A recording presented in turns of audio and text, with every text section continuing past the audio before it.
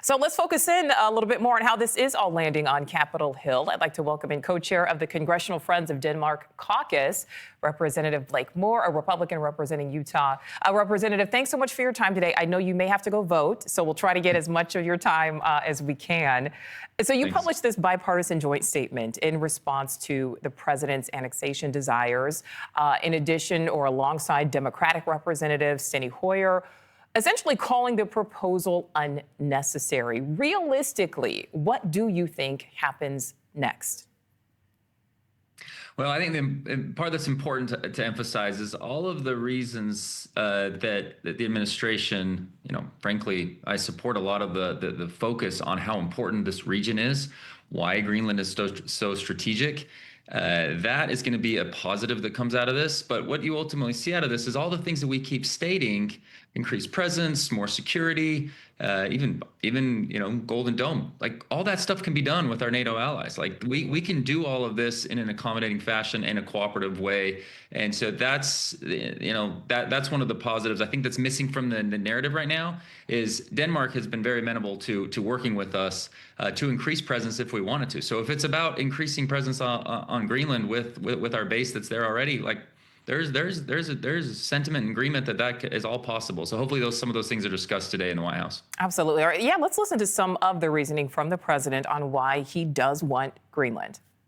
But right now, we are going to do something on Greenland, whether they like it or not, because if we don't do it, Russia or China will take over Greenland, and we're not going to have Russia or China as a neighbor. So the president zeroing in there on the security threat, saying if we don't do this, Russia or China will. Do you think he has a point?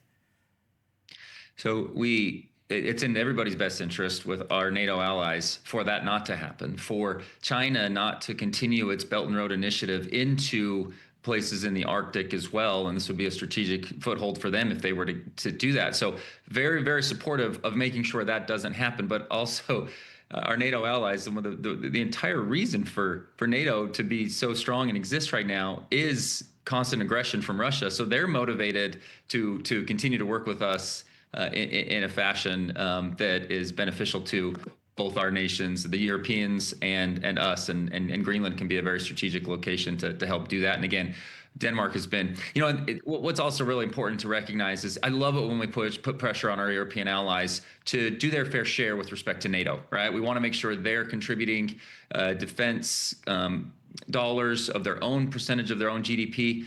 Denmark is a country that exceeds that. Plus, they're an F-35 ally of ours. They purchase our F-35s, and strong trading partner, and many other examples. That's the type of stuff that we need to be highlighting right now, and I think there's a good opportunity to work together going forward. Highlight the importance of the region, but I appreciate Senator Risch's comments. No plans for any military action there. I think that's important. I would actually love to do more joint exercises, just to help Russia recognize that there's strong cooperation for ensuring that Arctic region is safe and secure. Good intelligence sharing that we have with Denmark as well. So a lot of good positives that we need to be building on right now. Yeah, kind of highlighting that alliance is strong. All right, so your colleague on the other side of the aisle, Democrat Representative Madeleine Dean on the Hill yesterday, saying she's part of a bipartisan group going to Denmark. I'd like to listen to some of what she said.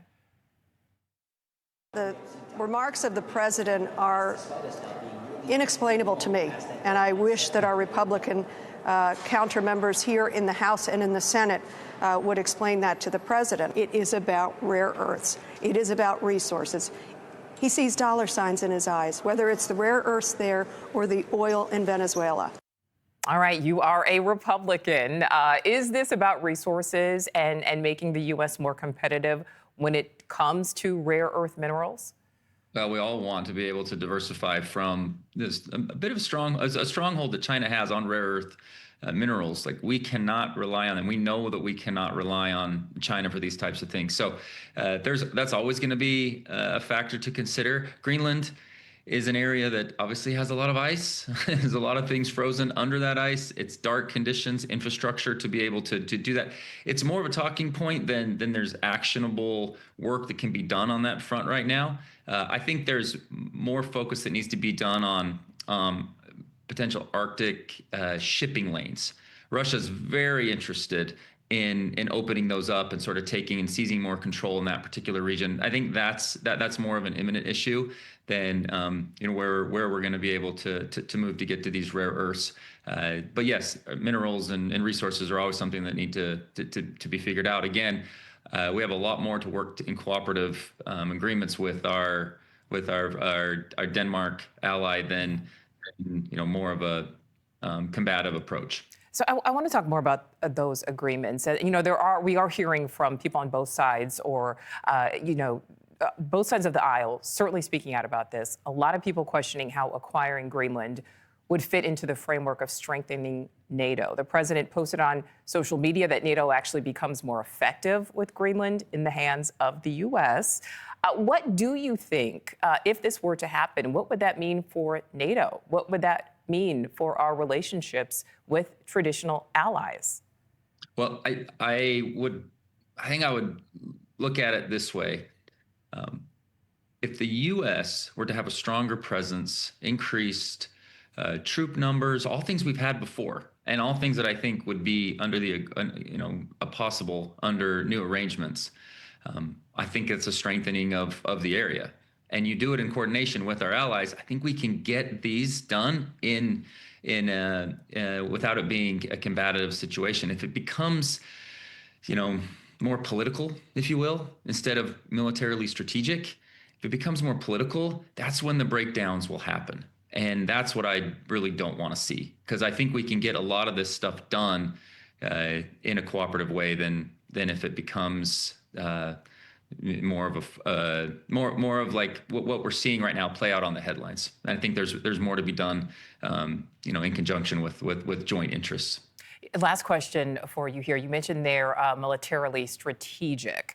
So the president notably has refused to rule out military force as a means to annex Greenland. We learned today that there is this increased Danish military presence in and around Greenland beginning today. Do you think we will see some sort of U.S. military action? This should not be something we should not be doing this. No, I mean, I kind of stand with Senator Risch's comments. He was very clear about it. I think we've seen that from lots of members of Congress.